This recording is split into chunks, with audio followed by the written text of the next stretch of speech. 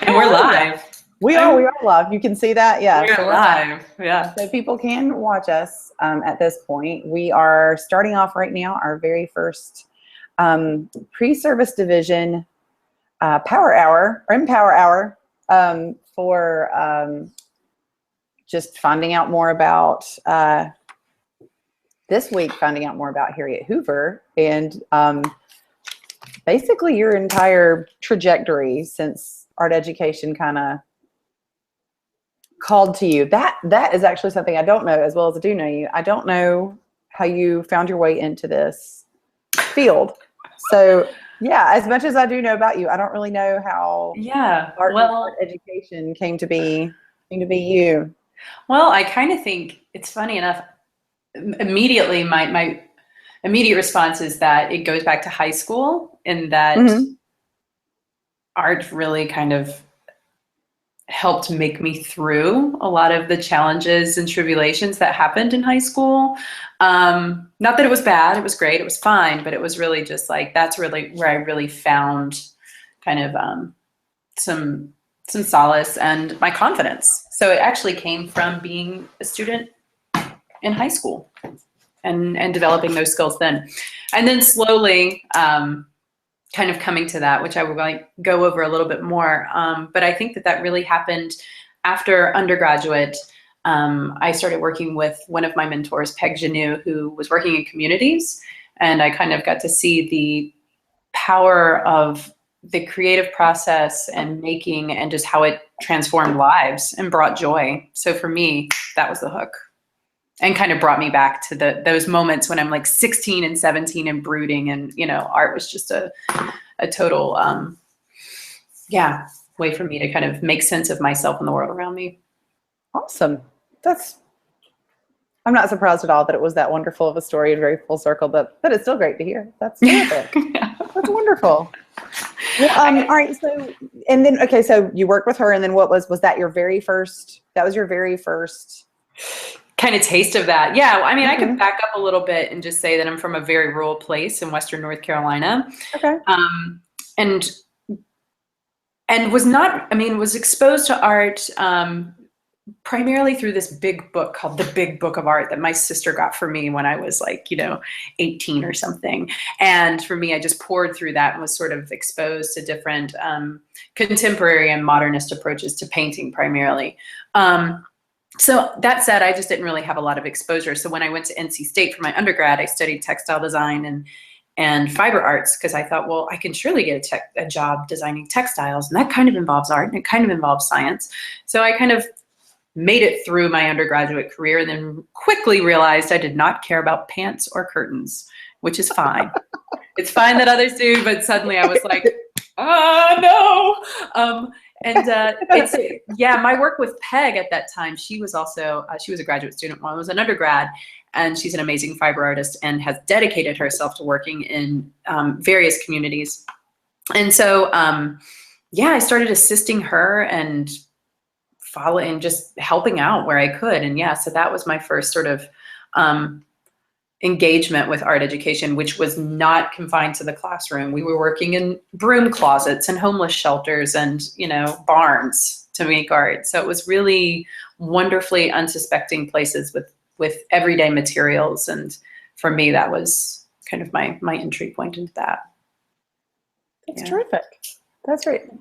I want to hear about the broom closets. I'm wondering, those are, I don't know, it's sort of the odd spaces sort of give you a lot of freedom to go ahead and, well, let's just go ahead and come up with something then. We can just go ahead and do this right here. There are no rules around this. There's no expectations around this. We can make it whatever we need for it to be. Yeah. Absolutely. Yeah. And that's certainly my approach with the people that are, working with unsuspecting audiences too is really fun.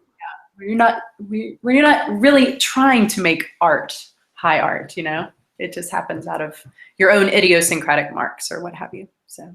I love that. I just love that.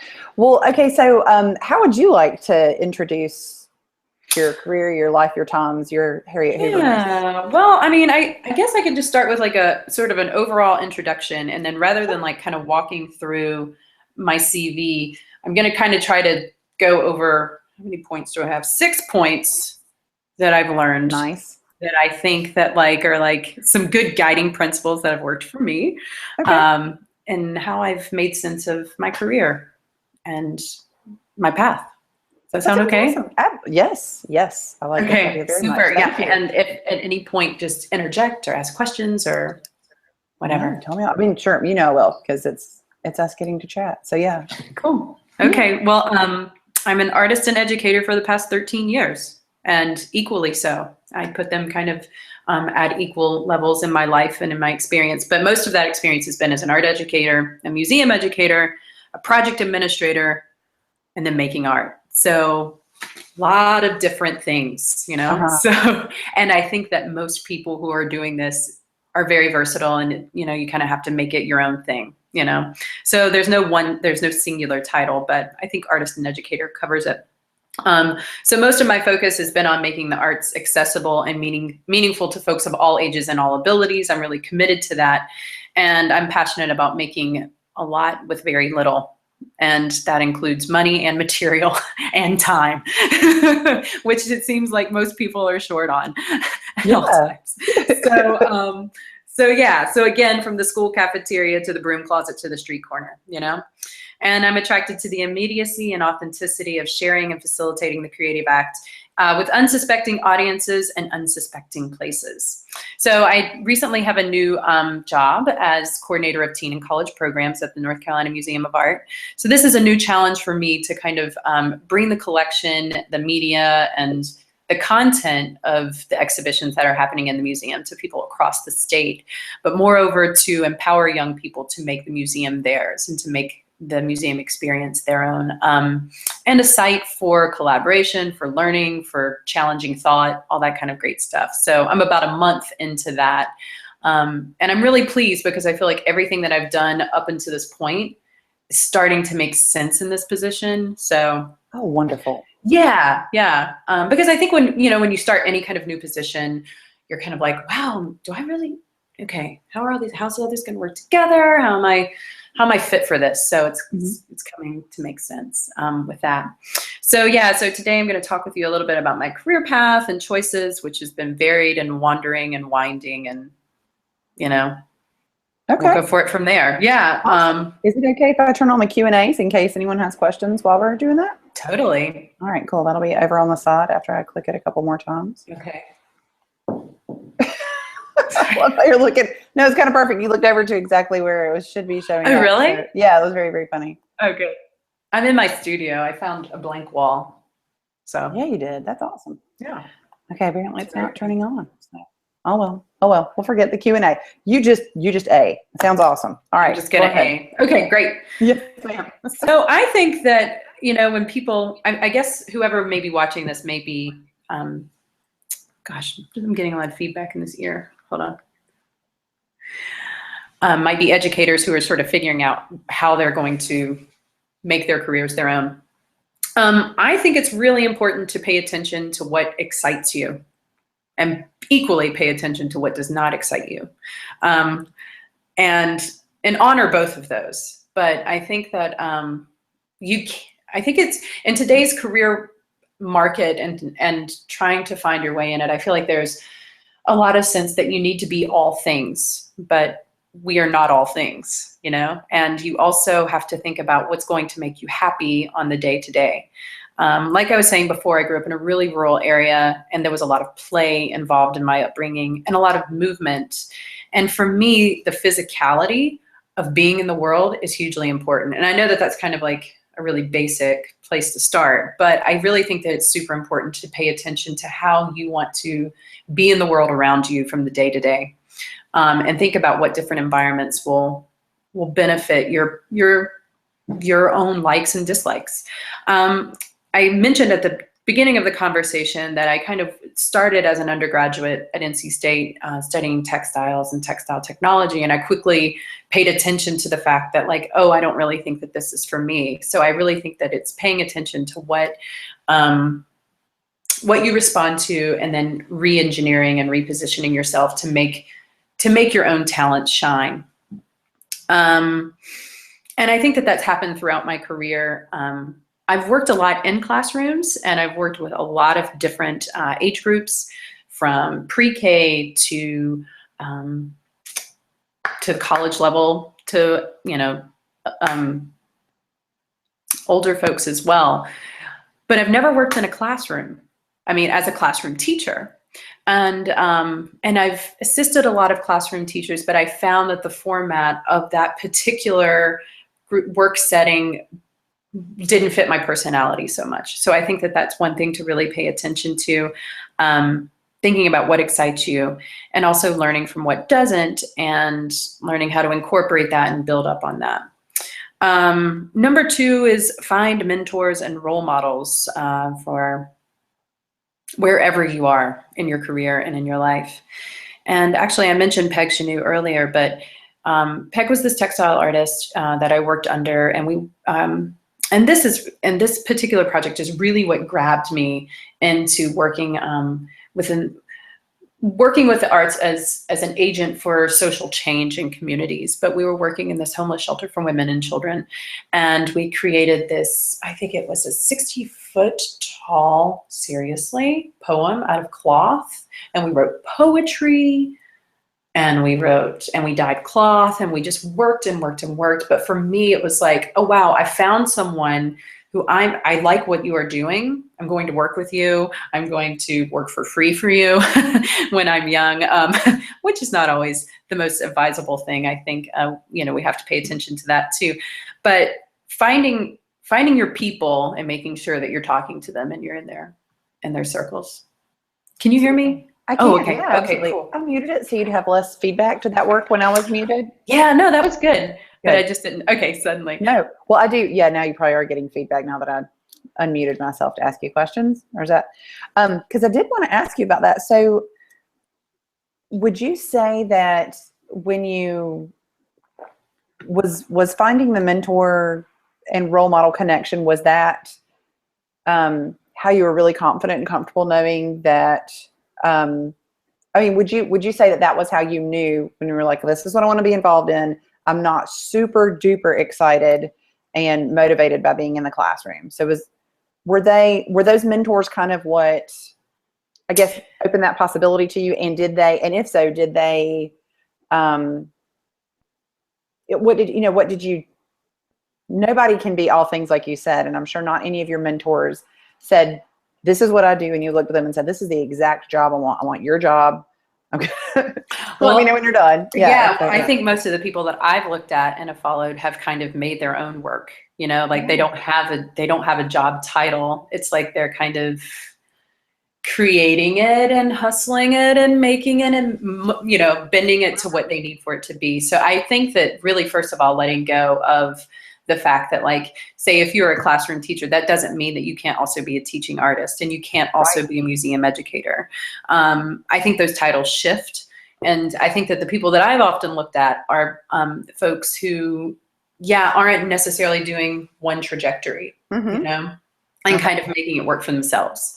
Great. So, so just keeping that broad connection between lots of different people. And just paying attention to how they're putting it together as well.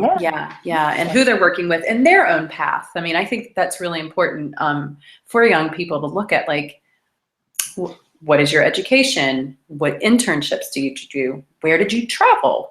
You know, how did that impact? But I think always talking to people and finding mentors, whatever level that you're in.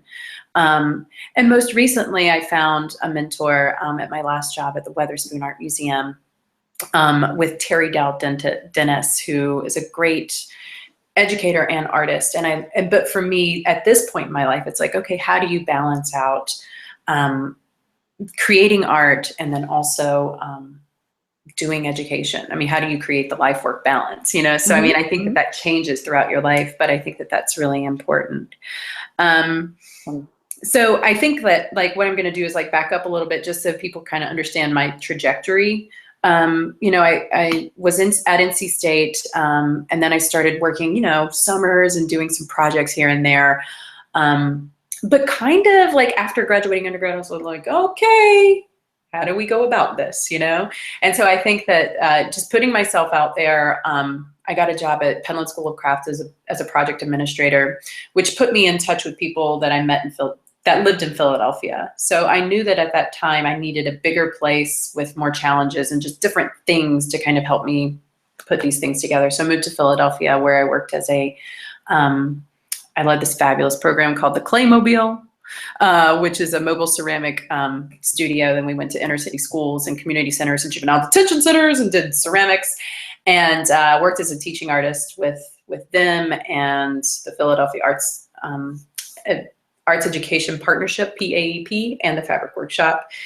So I did like teaching artists, museum education, waiting tables, lots of different things in my 20s. Yeah. All of those positions were very low paying, but there's a sense that you have to pay your dues. So after that, I went and got my MFA, and then taught at the collegiate level, and then re-engaged in museum education. So that's where I am now. So just sort of like some broad strokes there. But I think finding role models and mentors throughout your time, wherever you are, is really, really super important. Number 3 is take risks and set goals, even though they seem relatively impossible. So that can be, that can extend to, I want to learn a new medium. I want to work with a new population that I haven't, worked with before, but set goals and really, and take risks to try to make them happen. So after I moved to Philadelphia when I was young, like 24, 25, I really wanted to work at this fabric workshop and museum. Like that was like my if I could do that, my life would be complete.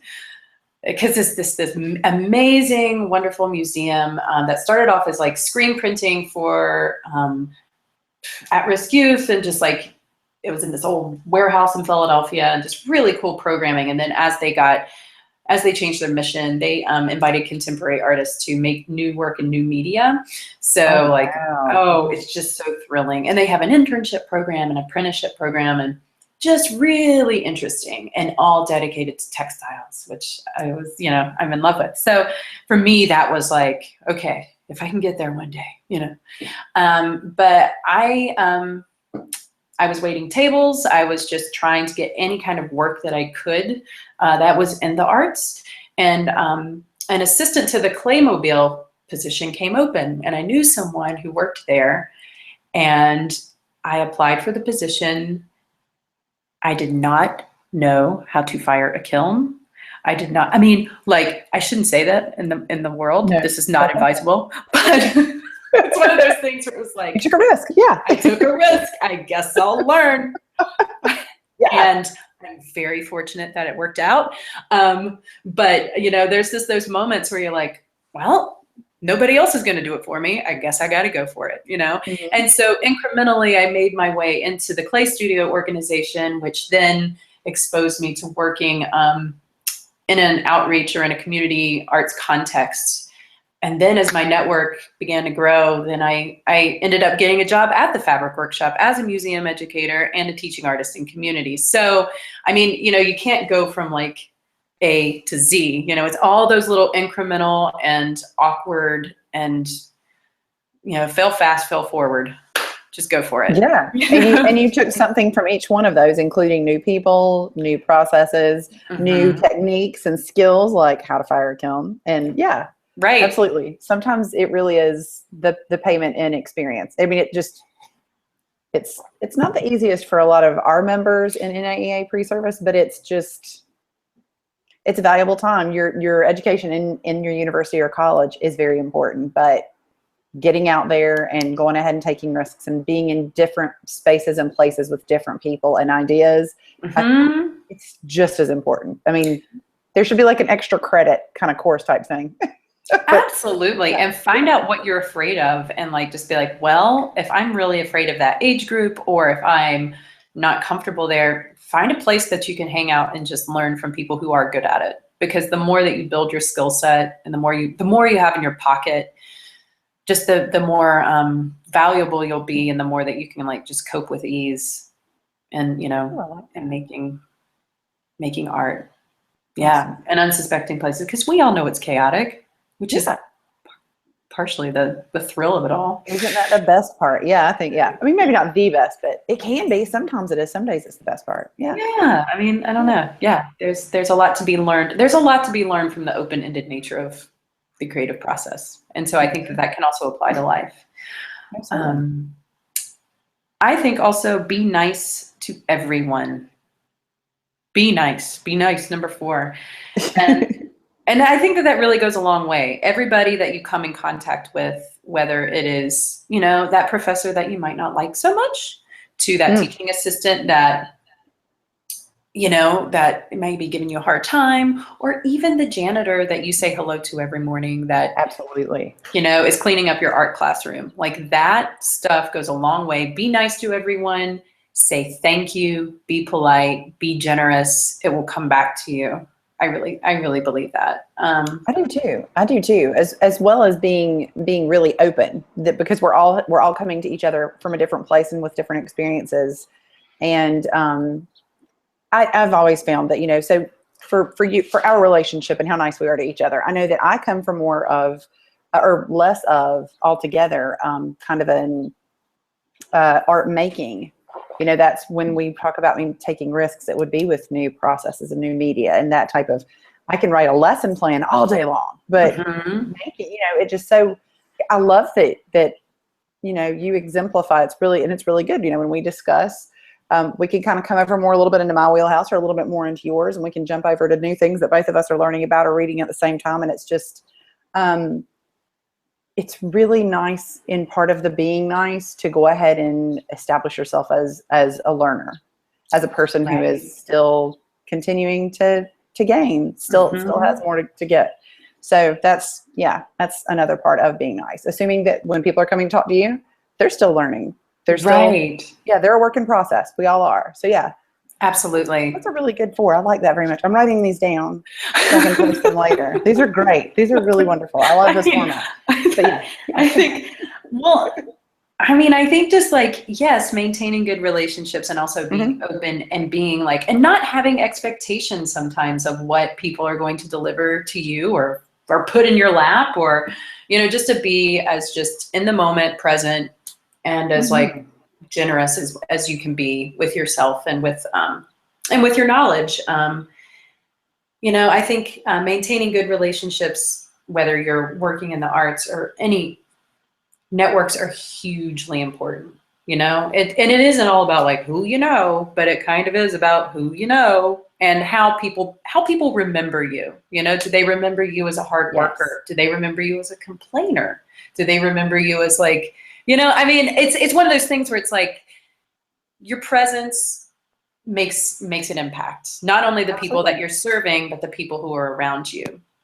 And I just think it's really important to remember that that makes a difference. An example that I have for me, I feel like my personal skill sets are often interpersonal. Like when you were talking before about writing lesson plans and organizational, I'll admit first off that that's like, it's one of the reasons why I didn't go into classrooms, is that I think that I could learn it, but it does not come naturally to me to be organized at that level. I've taught at the semester level, at this in a semester context, and it never fails around like week 9. I'm like, all right, okay, like that plan. I'm like, all right, how are we feeling? Rally up, But regardless, no. But I know that my skill sets, I believe, are kind of in my interpersonal relationships and the way that I relate to people. And when I started working at the Weatherspoon Art Museum, which is this wonderful museum in Greensboro, North Carolina, that is associated with UNCG, super interesting, started as a teaching museum, and now they have like over 13 rotating exhibitions per year. Really risky, really contemporary. I think one of the best museums in the Southeast. Just thumbs up. Yeah. So I moved to Greensboro, did not know anyone. And I was like, well, I'm going to volunteer and be a docent, but, and when you're coming in at the docent level, you're making friends with other docents, you're getting to know the security guards. It's a small museum, so you kind of get to know everyone. And gradually I worked my way into becoming an assistant to the curator there, and then later on running programming through education. But a lot of that I think was bolstered by the fact that like I made relationships with people across all platforms with that museum, you know, and really kind of embedded myself as into the family there. But I think that if one presupposes that that the curator is so much more important than, say, you know, the person who's actually watching the work day to day, I think that, you know, just being generous with everyone is really important, because it does make a difference. It makes a difference in your working relationships, and then also to help people remember you. Absolutely. No, I mean, your own, like your own self-care and your comfort level. Like it's always wonderful to know that you were good to someone and that they were good to you, and that it's, you know, you look forward to seeing each other the next day when you come into work, because you are being respectful and kind and good to each other and good for each other. Yeah. Yeah. And that extends to your colleagues too, because you never really know who you'll come back and work with. You know, the arts community is very small. So just be mindful, especially, you know, subtle conversations or on social media. You can always listen, but just always be mindful, you know, because it's a small world, you know. Okay, wait. Okay, number 5 is hustle. You got to hustle real hard. I love it. And it's true. It's so true. It's so true. I'm assuming that those of you who are selecting art education as your career are not, I hope that you're not holding out for the big bucks, because they probably are not going to come. So we do this for different reasons. That said, there's always, I mean, you know, what drives you? Of course, you know, you have to pay the bills, you have to hustle. But the context that I want to put that in is like, especially when you're starting out at something new, you may have to volunteer. You'll have to volunteer to get to know people, to get to know how programming works. It's not always pretty and it's not always fun, but it's kind of necessary to put yourself in those places. Yeah. And then also extend that hustling to like building networks, knowing where you can get materials from what, you know, like, so knowing that, you know, you've got this person over here that you hook up for like free board, or, you know, so like figuring out how you can like barter and put these things together to make your classroom, to make your programming robust, you know? So I think it's like, and I'm sure that we're all under the same assumption of that. You don't really wait for it to come to you. You make it happen for yourself. And then making your skills valuable in that way. One project that I worked on while I was just out of graduate school, and it was a very low-paying position, but it was helping with this, helping coordinate this project called Art in Odd Places Greensboro. So this is while I was like postgraduate. I graduated with my MFA in studio art, and I had a bit of teaching under my belt, but at the same time I'm working as an adjunct instructor, and I probably am like waiting tables one night a week. And then this job comes up that's like, you won't get paid a lot, but it'll be a really good experience. And you can help coordinate this public festival that organizes 36 artist projects in association with the CCAC, the Southeastern Conference of Art Colleges. You can help sort of make this festival happen. And I'm like, well, I could see this as a headache, or I could see this as an opportunity. So, you know, I dove in, I worked really hard, and that really, putting that kind of event together and learning through that was such a valuable thing to have on my CV for the current position that I have. Just the ability to like think big, think strategically, and organize volunteers and make that happen. Just, you know, just that one piece that I got from this job that paid very little was just hugely beneficial later on down the line. So I think that like, if something comes your way that seems like it could, if you think that it could get you somewhere, it would be a good line on your CV, or you'd learn from it, I just think it's a good idea to do. That's a good framing for that. Yeah, I like that. So you benefited from that hustle. I love it. It's good. Yeah, I don't, you know, but everybody hustles these days. Yeah. You know, it's kind of a good thing. I like that, the current attitude of advocating for yourself and your career. I think it's really neat because it kind of, it causes that, number one, the paying attention to what does and doesn't excite you, because you're having to express that regularly. And that is basically putting it in action. You know, what do you hustle? What are you putting the most hustle into? What are you putting the most work into? Where are your efforts going? And have I paid attention to where I'm going with those? So yeah, no, that's good advice. I love number 5. I also think that like when you're talking about like paying attention to what you are putting your energies towards, I think that sometimes there's this thing of like, oh, I'm supposed to do this thing, or this is what I should be, you know, the should be's. I think as you get older, sometimes you gotta let go of those should be's, because I know as an artist, and I can speak about it maybe from an artistic standpoint,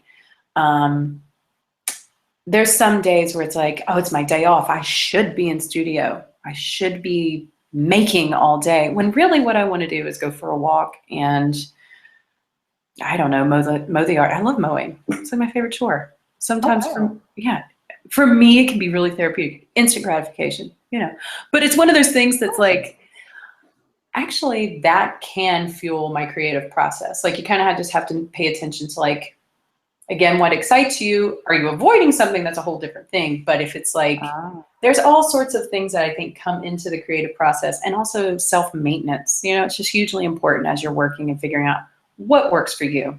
Sometimes the should be's are not always the best things, you know? Well stated. Absolutely. Yeah. Number 6. Okay. Develop your skills and celebrate them. Honor you. That kind of gets back to like, we can't be all things to all people. But I think figuring out what you're good at and making it, you know, that's what you got. You got to, like, if you're a hard worker, great. If you think strategically, awesome. If you are really good at organization, that's a tremendous benefit. Like, go and, you know, you might be a fabulous art administration professional. Like, I think it's just really paying attention to what you're good at, celebrating it, honing it, advocating for it, and making a place where you have agency with it. I think I'm a good doer. I'm a good second in command. All right, we're sharing a goal. I'm moving that thing. I'm making it happen. You know, I'm the worker bee, and I'm really good at that. And in my current position, I'm having to, I need to be more of a, I need to think more strategically, which honestly for me is, you know, for me, that's a personal challenge to kind of like step back and be like, okay, I'm good in the now, I'm good next season, I'm good in the summer, but like 5 years from now, what do I want this to look like? So for me, that is, you know, that's honestly pretty challenging, but it's an exciting challenge and one that I look forward to. But I think that like, knowing what I'm good at also helps me identify what I need to work on. And absolutely. Yeah. So, you know, this position for me is going to be such a great learning experience. And I'm already kind of like looking to people that I'm like, okay, I need to see how they manage their budget differently or whatever it may be. But, you know, again, putting myself back in that learning position of like, I got this, I'm good. But now I need to, you know, make sense of it in the here and now. So I do think that like celebrating what skills you do have helps you understand what you need to work on in that context. Absolutely. And I mean, that's also, you're also being nice to everyone, number 4, because they're appreciating and accepting you coming in as that learner. So that's, it's wonderful. Yeah. So in a way, then, these are good. These are really, really good. Are they? They really, I'm not blowing smoke up your skirt. Really good. I'm wearing shorts. I'm a blazer. I'm wearing PJ pants. Yes. Yep, I got my nice cardigan, and then I put on PJ pants because it's fun. I am empowered in this hour. Indeed. Absolutely. We had college night on Friday night, and how did it go? Over 1,400 students came to the museum. Wow. I was floored. It was so awesome. My job in my first month has been really, there's been a huge learning curve, and there's been a lot of like moments where I'm like, okay, yes, you know, but it was so worth it. After Friday night, I was just grinning from ear to ear the whole way home of just like, this is good. But yeah, it went great. It was so fun to see young people in the museum really looking at work and being with it and appreciating it. You know, it was swell. So Absolutely. Which exhibit were they at? primarily Escher. Yeah. We're hosting a retrospective of MC Escher's prints and drawings, and they're incredible. I've always thought of him as like an image maker and not I mean, of course, an artist, but moreover like a graphic illustrator, you know? And I mean, I know that that's a curious distinction, but yeah, the artistry is incredible. It's really, really neat. So yeah, you should come down and see it. Yeah, I know. I would love to. How long is it up? January. Oh, okay. I can do that. I can do that over winter break. Wonderful. Nice. So are you mentioned learning the organization. When you think back to, this is kind of a left field question here. Mm-hmm. So when you think back to these gained experiences and understandings and techniques and just what you now have in your little Harriet Hoover toolkit, which may be big and beautiful, actually. Let me not make it sound. You've got in your Harriet Hoover toolkit. Yeah, it's amazing. Whatever it is, I'm sure it's awesome. I'm sure. It's gonna be awesome. What were some unexpected? You've shared a couple stories and exactly how they were great examples of these 6 pieces of advice. But what would you say was just some of, or another example of just, this was a super duper unexpected gift that I got from being in this space and in this time along your career? So thinking about what, could you rephrase that just again? The question again? Along your trajectory here, what would be something that kind of gave you a feeling similar to what you had last night? Just like, this is really good. I love having been in this space. This was unexpected. I have this to celebrate. I have this gained. It may have been from a different starting off point, but just I am so glad I was right here in this moment, in this career, in this space, in this. For me, I get that feeling the most when I feel like I really connect with the people that I'm working with. It comes from like that interpersonal like spark to where you're seeing like, I'm sharing this moment with someone and we're making something happen together. I think that, so, I mean, that's kind of like a little bit of but I think again, that gets back to like just opening up yourself and being like, okay, I'm ready to learn from you, 6-year-old kid I did this project with a Weatherspoon called the Glenwood Recipe Roundup. Tell me about that. That was a very cool project that the Weatherspoon kind of brought me on. So alongside, teaching curricula, like I've taught bookmaking, I've taught drawing, design at the collegiate level. I also work as a teaching artist with museums. And so sometimes it can be formal and like, it's like a 6-week residency and we're doing this thing. Or in the case of the Weatherspoon, they had a summer exhibition called Food for Thought, and it was all about food, right? And so they gave me a small, an amount of money, a small grant. And they're like, all right, make something happen. And I got to invent my own programming, which was very cool. I also learned, I think, really big. And so sometimes you got to scale back what's realistic, but that's a whole other thing. So they gave me they gave me leeway to like do this thing. So there's a community next to UNCG that UNCG is kind of, it's a bit tense because this community borders right along the university, but of course the university is expanding. So there's a lot of tension between that. So they're essentially neighbors, but there's not a lot of communication between these two communities, the collegiate community and Glenwood. So I thought, well, it would be really neat, not as necessarily representative of the university or of the museum, but as an artist to go into the communities and sort of set up opportunities to learn about places that you could buy local fresh food, right? So talk about food security, talk about issues that they might have, but also to develop a recipe sharing platform that was online and also resulted in a book. So I worked with 3rd, 4th, and 5th grade classrooms to make recipe books, which were hilarious when you get kids together and they're like 5 bags of chips, chocolate chips, and it has to be made in President Obama's kitchen, And and you're like, absolutely, has to be. Yes. Great. So, worked in classrooms. I worked in a private college. And I'm going to back up. What was very cool about this is that I partnered with a person from the community. So this woman named Early Smith, who is a mother, and she's totally an artist. But I think like not recognized by like the larger culture community in that way. But she's a foodie. She's a cook. She's many, many things. She's basically the mayor of Glenwood. So It's true. Yeah. I identified by like partnering with her. She knows what's needed. I don't really know what's needed. Let her be my agent to like open doors and tell me what I need to do, or collaborate with me in that way. And it worked out really well. So I think that that's another thing. If you're thinking about being a teaching artist, like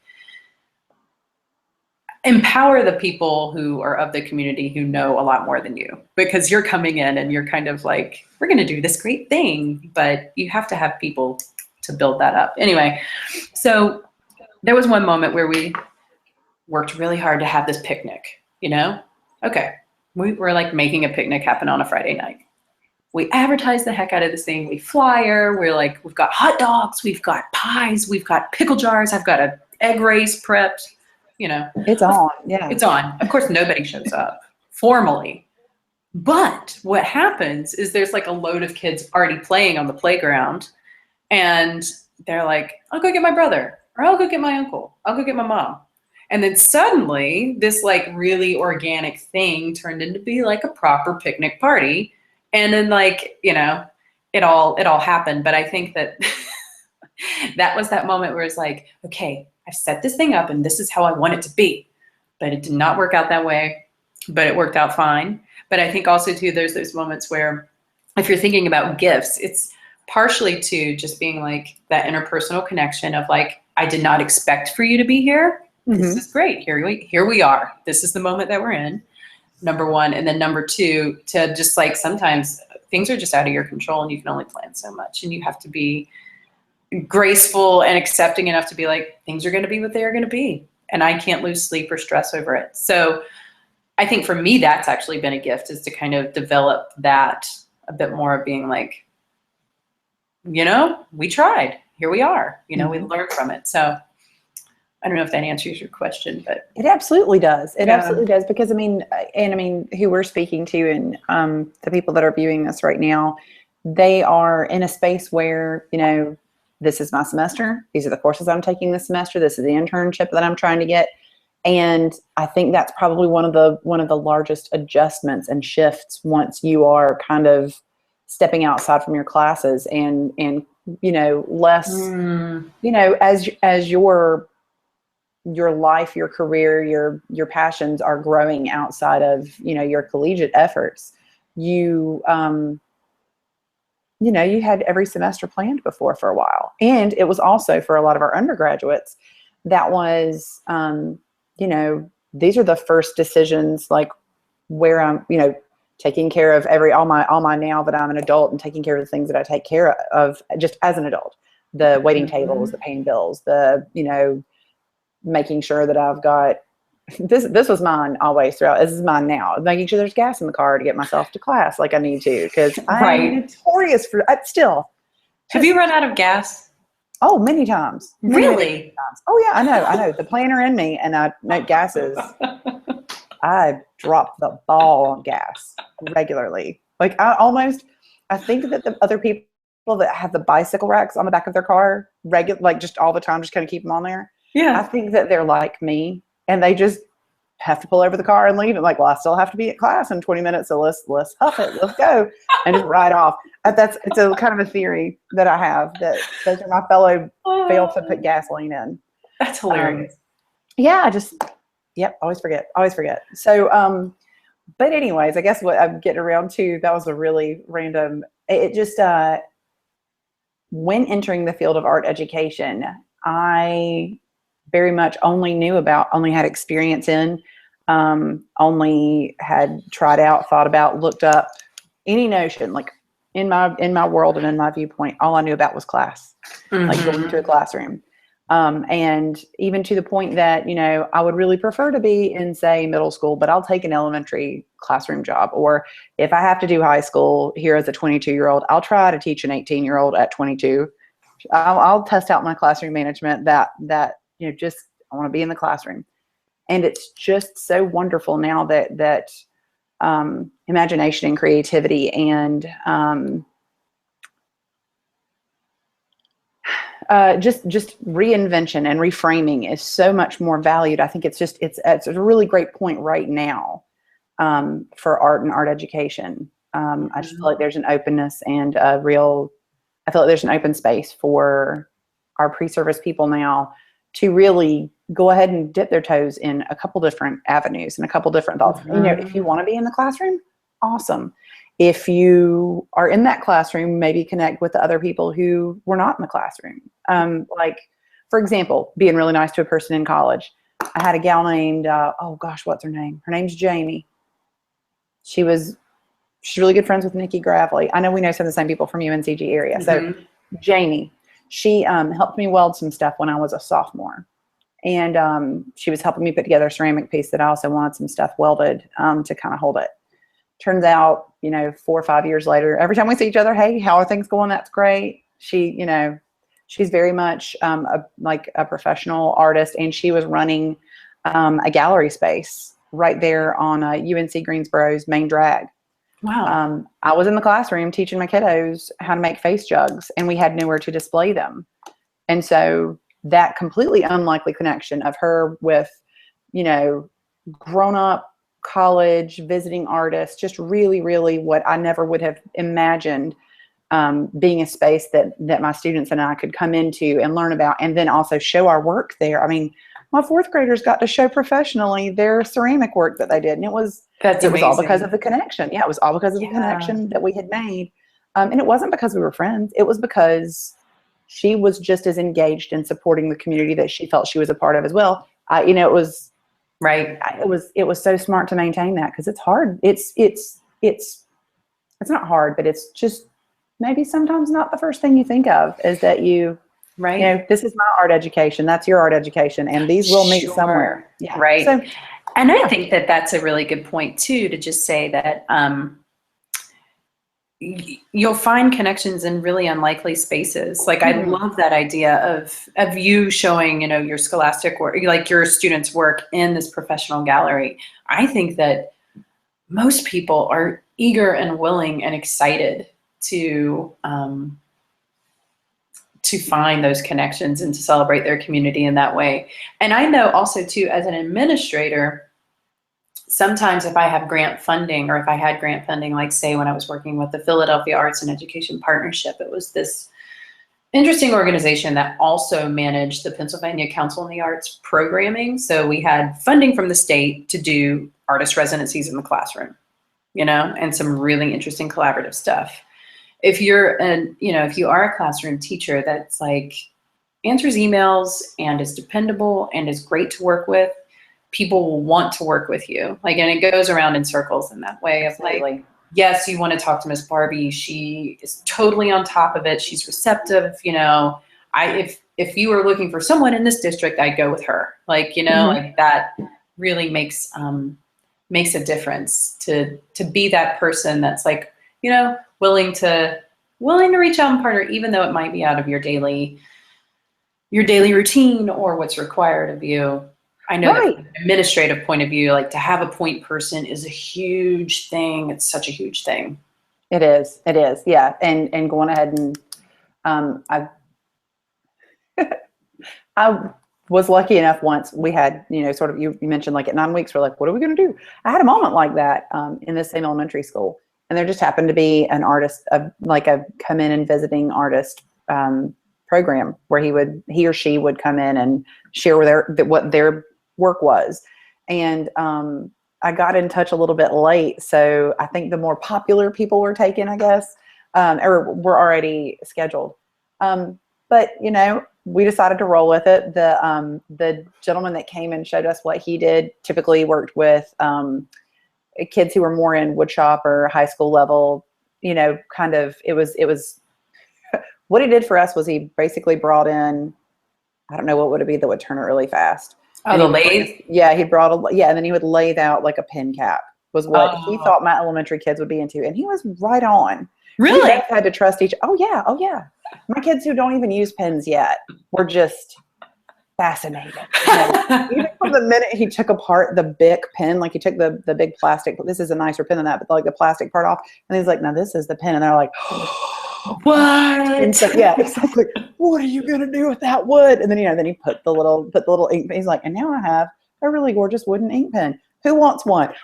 Everyone. I want one. So he just sat there and willed everybody, or with his just made everyone their own unique.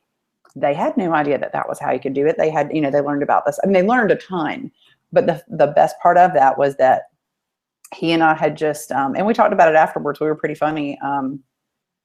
We just trusted that the other one was going to come and be excited and be open to it. Right. Not having any idea whether it was going to work out or be interesting or be anything. He'd enjoy sharing or anything I'd enjoy showing my students or that our students would enjoy. But man, it was, didn't have anything to do with what we were teaching, didn't have anything to do with anything again, but they know, right.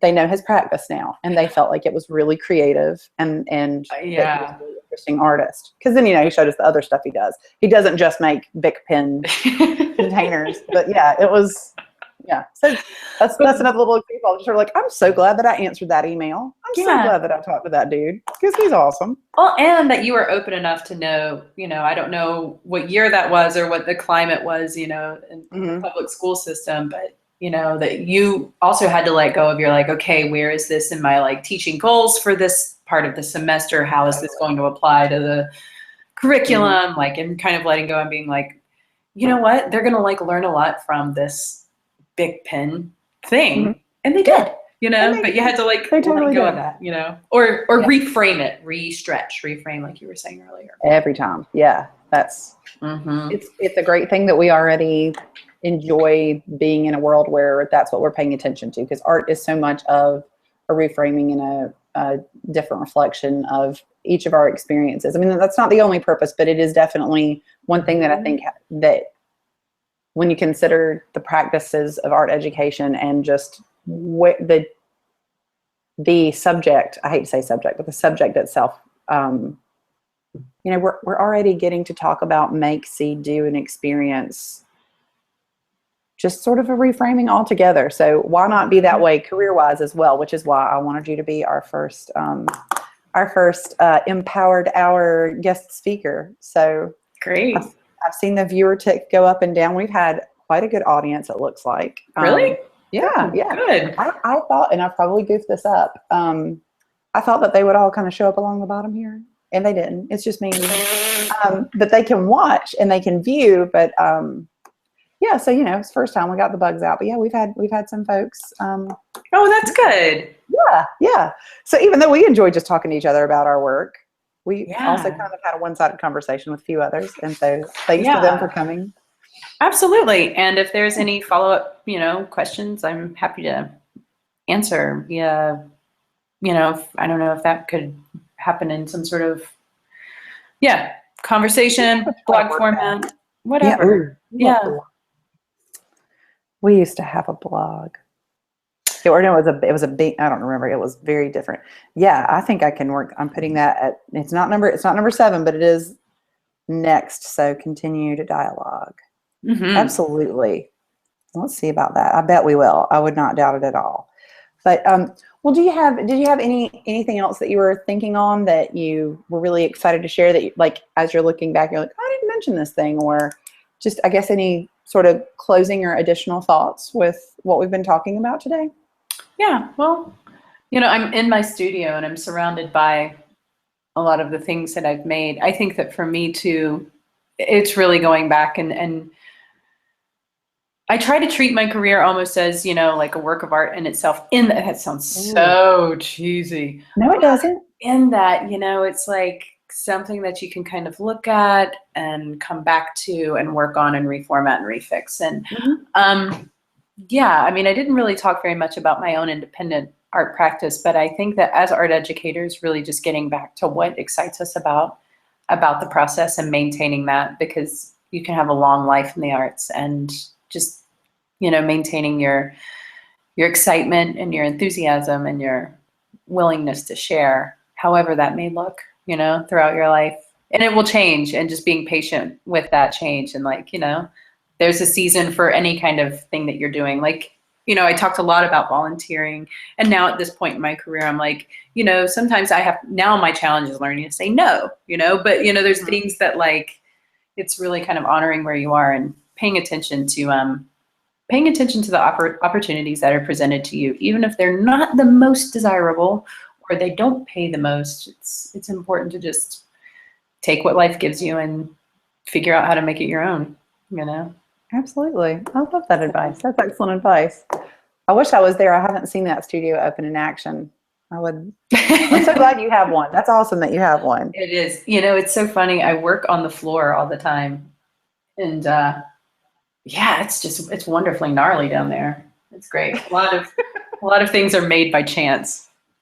Awesome. Oh, I know. Yeah. No, you're now. I did link any of our viewers. I definitely did link your page or your website. So, great. And I believe the photo that I used was something that you've made fairly recently. So I'm really glad you brought that up too, because that's also another really great balance, that making sure that you still feel. I don't know what I'm looking for there. It just kind of dropped off the thought, but I know that brings you a lot. It brings you a lot of joy, brings you a lot of, what does your art bring you? Because I know that you've mentioned, I know that I have my perspective of what I see it do for you when you're. Yeah. Well, I think that depending on where I am in my life, it gives me different things. Right now that I'm working 9 to 5 and working 40+ hours a week, my work is really different. So I'll do a lot of stitching projects, or have like a lot of the, if you see the work on my page where there's a lot of concentric geometries, that is kind of indicative of times where I have, say, 3 hours at night or 2 hours at night, or even 30 minutes that I can kind of come, be quiet, turn off the music, like just be with myself and do this repetitive thing. You know, like, so depending on where I am with my timing, that's kind of where it is. Now, this past summer, I had a gloriously long summer and actually did a residency and built in a lot of time within my schedules where it's like open studio time that can allow more messes to be made. You know, it can be, the creative process can be a little bit more open and unrefined, and a lot of what I'm interested in within that context is like looking at material and sort of subverting it and I'm really interested in that space where you look at something, you're like, how is that thing made and what is it made of? Like the material energy for me is really interesting. A lot of the sculpture that I make references funny characters and bodies, and a lot of those dysfunctional moments in the day-to-day that I just find really endearing. Or like when you're walking down the road and you see how somebody's like tied something up really funky so this thing doesn't fall, like these like haphazard patch jobs. That's always just like, I love those sincere moments. So I think a lot of my sculptures are kind of like hybrids of like curious personalities, functions, stories, and they kind of all get embedded in these sculptural objects. And most recently, I have been performing with those sculptural objects, and so that's been an interesting jump. Talk about taking a risk. Woof. It's fine though. Were you really? I remember that was, you're having a lot of feelings about that, jumping into that. I knew that was a risk that you were looking forward to, but definitely really like, you know. Oh, it brought me a lot of stress for a long time, but I felt like it was something that I needed to do. So that was a 10-minute performance where I was working with my sculptures to shred tomatoes, and then I was rolling around these tomatoes, you know, for this project, and I'm glad I did it. It was thrilling.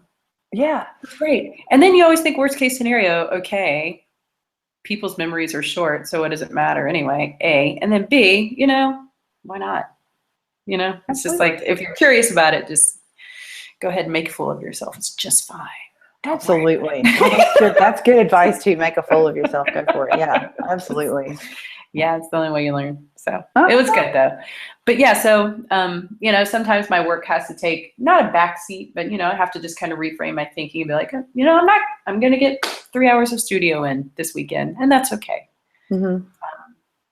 yeah, you're establishing that balance. Yeah, with a month in, that's a process right now. Yeah, that is. Yeah, and so, but also sticking to making sure that I also take care of myself, making sure that I prioritize. So it's always, working balance. And I know that could be family life balance. That could be a lot of different things. Oh, so yeah. I think that's applicable for all. Very relevant for pre-service. Absolutely. Very, very, I mean, job, school, life, family, school. School. School. A little bit of school. On top of that, a bit more school. And NAEA student chapter meetings. Yeah. I'm going to plug that. Do it. Yeah, they do. They go to their NAEA meetings. We do. We all go to them. They're wonderful at our colleges and universities. Definitely. Well, Harriet Hoover, I super appreciate you taking the time to give us. All right, these are the 6. I want to write this exactly. These are 6 tips. What are they? 6 what? 6 things that I have learned. 6 things to remember as you move through your. There we go. 6 things to remember. Yeah. And you can reframe that if you find it works better for something else. I love it just like this. I'm going to post that up too when I post this. Well, Harriet Hoover, thank you so very much for your time. Thank you. I appreciate you. Absolutely. I appreciate you thanks to everybody who tuned in. Absolutely. We'll have you on soon again, I'm sure. I think this might have to be kind of an annual thing. Love it. Like Harriet Hoover, moving through as you move through. I like just as you move through. This is, yeah, because that's where you dropped off. And I kind of like it. Things to remember as you move through. That's lovely. Cool. All right. Good. Thank you so much. I'm going to turn it off now. Bye. Okay. Bye. Thanks.